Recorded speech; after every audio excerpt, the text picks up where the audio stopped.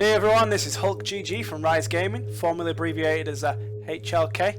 This is just a quick update, unscripted, podcast, whatever you want to call it, just to fill everyone in on what's going on in the Rise leading up to the festive season. First of all, we're taking a huge step in building a full functional stream schedule. We've not really focused on it before, but we're going to give it a real go, bringing you different types of content from casual plays to team scrims within our divisions.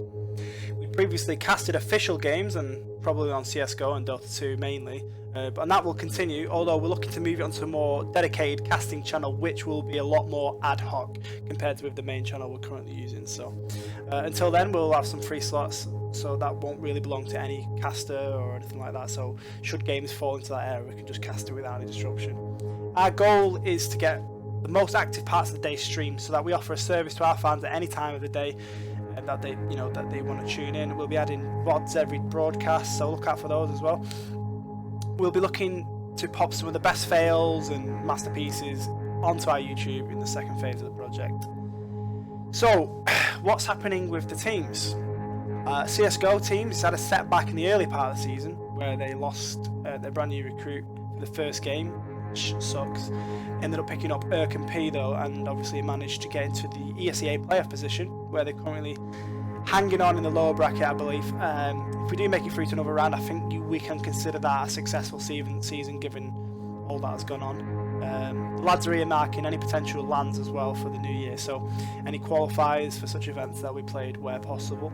In Dota 2, the captain Kaisen has decided to change some things, and he's recruited some solid players in likes of Guy Cookie from Druids, Toby and Alexis, and we've also accrued a partnership with Higher Ground Gaming Cafe in Kaisen's home country of the Czech Republic, also Fazilek, who's also from the Czech Republic, and hopefully we'll be holding boot camps there for any future LAN tournaments, etc.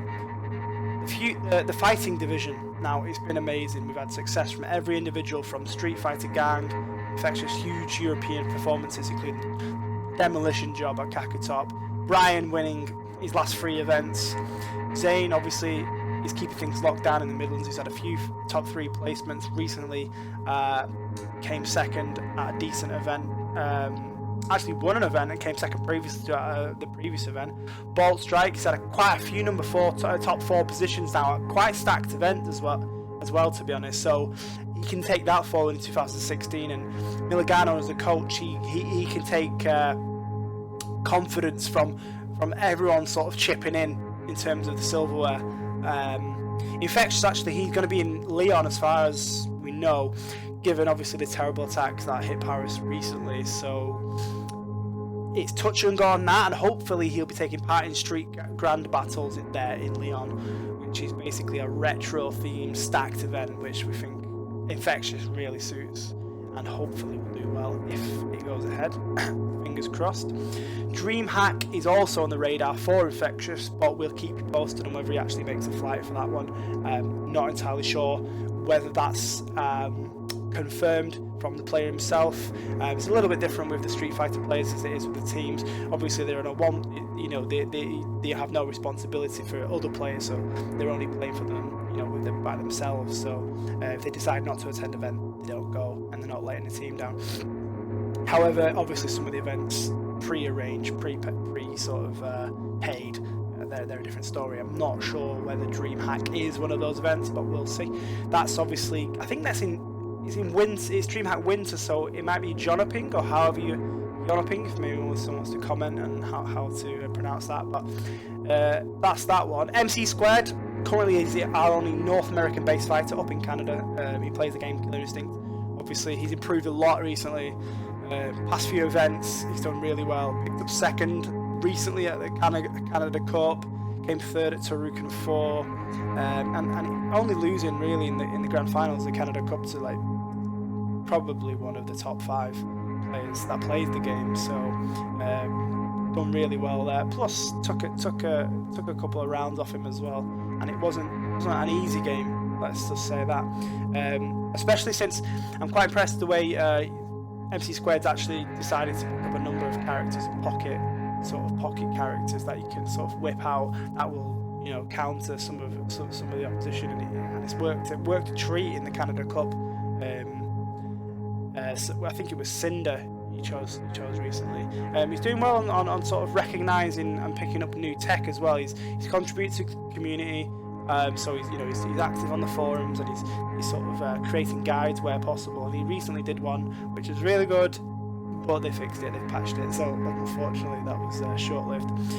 Moving on anyway, but we'll keep on with the North American contingent. Our amateur Halo team. He's got a new captain. They've got a new captain, Reaper, and he's very confident of taking his team out of the amateur ranks in Halo 5, which is the game that they play now. It's not been out for very long. They're competing in show matches recently, versus gameplay. They've won back-to-back show matches with other teams. The show matches are quite a good concept actually. Basically, you apply to play in a best of 3 game, and they either accept you or deny you, and then another team gets accepted and denied. Currently, as the winners, I think we stay on, or we're sort of advised to stay on. So this should come up to the 3rd week running. We are showing a lot more activity now than we originally did when we first picked up the Halo team, and I think that is a lot to do with the fact that the games come out. The last game, don't forget, was the Master Chief Collection. I don't think the game was extremely I think it was well taken sort of on a public level, but competitive side I don't think there was that much outside of ESL and game battles. With Halo 5 being sort of the front runner for Xbox now, especially since Black Ops has left, which we'll come back to in a minute, has left Xbox. I think Halo 5's got a lot more money going for it now. Microsoft are sort of using that. That's going to be the World Champions Series for Xbox, so that's exciting. And obviously we expect some good results to come out for the fact that the activity is more sort of upped, and obviously the sort of the expectation level from the captain is more, and sort of confidence levels. So as we were talking about before, Black Ops 3, it's come out, and although we were really going against picking up another COD team, we decided to just do it because it moved over to PlayStation. We thought that's it's where Spectre started, which is our new captain. He did play with us originally, under us originally, but it didn't really sort of pan out as a long-term thing. However, he's known for Black Ops on the PlayStation, as is a couple of other players. We decided to just do it, and obviously we've got a really kill-looking bunch now with experience in teams such as Envious, Damage Points, and obviously you can expect some exciting things during the new season. That's that for now, but Gears of War, obviously that replaces our Crossfire amateur team after, quite frankly, a waste of time we experienced with that game. We'll not go into that. However, Crossfire is not more. Gears of War replaces that, and we're happy that this is yet another Xbox title, so it really balances out the 2 games for each console within the division. Currently 2 games on PC as well, so it's 2 as it stands. The team are competing on the Ultimate Edition, and the next LAN is in the UK. It's not very far from me, so I'll probably attend that personally. I think it's in Blackpool. I'm from Manchester, not far away. So expect an update on that as we hear more.